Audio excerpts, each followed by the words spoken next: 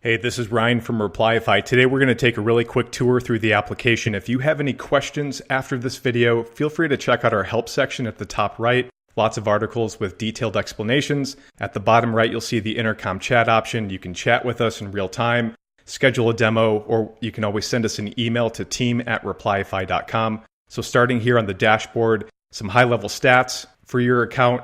At the far right, you're going to see hot contacts. These are people who've recently opened or clicked or engaged with your emails. You'll also get real-time browser notifications for them as well. So as we navigate over to the campaign section, you can create as many campaigns as you'd like. I'll click into one of mine here so we can take a look at it. High-level stats here in terms of overall campaign performance. You can create A/B tests. You can create as many different variations of your timeline as you'd like. Your campaigns are a sequence of emails. We also have non-email related activities like Twitter or LinkedIn or custom or even webhooks if you have any custom integrations or setups that you'd like to put into place. Your emails are going to be separated by wait periods, so you can always edit these even after the campaign's been set live. Replyify makes it really easy to manage live campaigns. So if you start with 6 steps in your email, and you get to the point and you have a new case study and you want to add a new email or two, you can always click to extend a timeline. Campaigns can also be chained together or linked. So once a contact completes a campaign, if they haven't replied to you or if they haven't converted or unsubscribed, you can drop them into a new campaign on Replyify and have that serve as a drip or a nurture, for example. Inside of your campaigns, you can see activity. You can go to the contact section. We have a detailed contact search function. So on the far left, you'll see filters. So you can run a search and say, show me people who've opened or clicked but haven't replied. You can dig into the details. Contacts can be added to a campaign really from a lot of different sources. You can upload a file, a CSV file. You can add contacts one by one. You can set up a Zapier integration or use our Salesforce integration to add contacts. We also have a direct integration directly with sellhack.com. Inside of your contact section, when you go to actually upload your contacts, you'll see a video there, so I won't go into too many details here. But the suppression list I want to call out, if you're starting off here and you have a list of companies or contacts that you just don't want to do business with for some reason, you can create rules and we'll automatically suppress contacts if they're accidentally added to your campaign when you add them to Replyify. If you have a team or an agency, you can also set up duplicate management rules. So basically how duplicate management works, the first person from your team to email a contact wins. So if anyone else from the team uploads the same contact and tries to email them, if you have the duplicate management rule turned on, the second team member won't be able to email the same person that another team member already has emailed. So once you set your campaign live, and you've sent yourself test emails and replies start to come in, the replies are going to be tracked inside of our to-do section.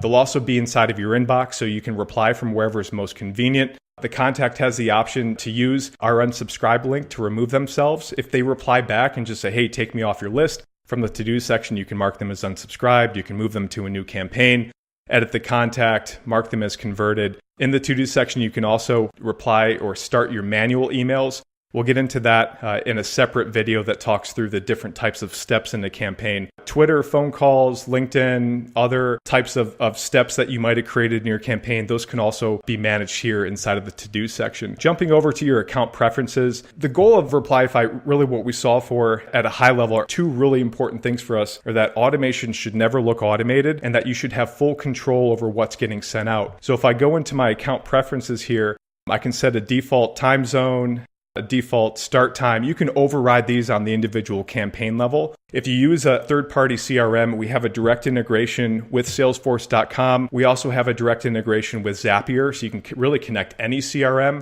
But if your CRM doesn't have Zapier functionality, you can likely use your CRM's BCC email address. So every email sent from Replyify is going to also send to this BCC email address.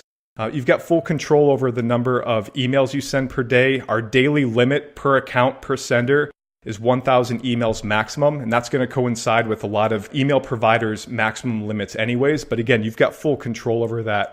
We also stagger how we send emails. So this isn't like a rapid fire approach. Again, the automation should never look automated. You can control how and when we actually send your emails. So there is a delay between each email that goes out. We also make it really easy to track out-of-office replies and either consider them or not consider them as replies.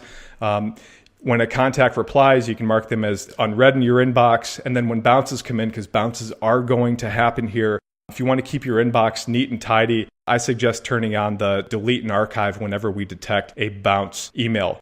You can create as many signatures as you want. You can add signatures or remove signatures from your different email steps. One really cool customization and branding option here is for tracking. So Replyify by default tracks opens and tracks clicks. So if a recipient hovers over a link, they're going to see track.replyify.com as the link instead of the link to your homepage.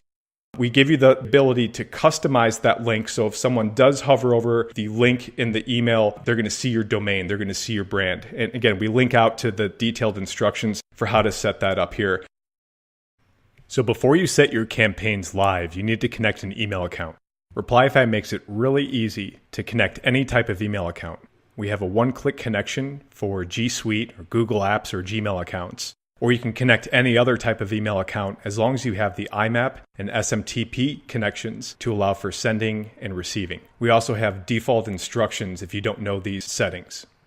Each team member on your account who's going to be sending emails is going to need their own separate Replyify account and subscription plan. So whether you run an agency or you have multiple team members or you're an SDR or BDR who manages the campaigns for 5 or 10 different account executives, each person who's going to be sending emails is going to need their own separate but connected Replyify account. Now, Replyify makes it really easy to manage your team members or your clients' accounts with one interface without having to log out or log in or use a bunch of incognito windows. At the top of the page, you'll be able to switch in or out of your different accounts to create campaigns, upload contacts, share settings. From your Replyify account, in order to invite a new team member, just go to your team section. Your account has one team that you are the team owner of, and from that team, you can invite other team members to join your team. You can also be part of other people's teams. If you have any specific questions on that, let's schedule a follow-up call. To invite other team members to join your team, go to your team section, click the Manage an Invite button. On the team invite page, you're going to select Invite New Team Member. You'll enter their name, email address, select their visibility, whether they can see all of their team members or if they can just see you. And then if you previously bought them a license, you can assign the license that you purchased for them right during the invite process. You can always purchase a license at a later time and assign it to the new team member. When the team member receives the invite in their inbox, they'll click a link. They'll be able to grant you account and campaign permissions for you to be able to switch accounts and jump into their account.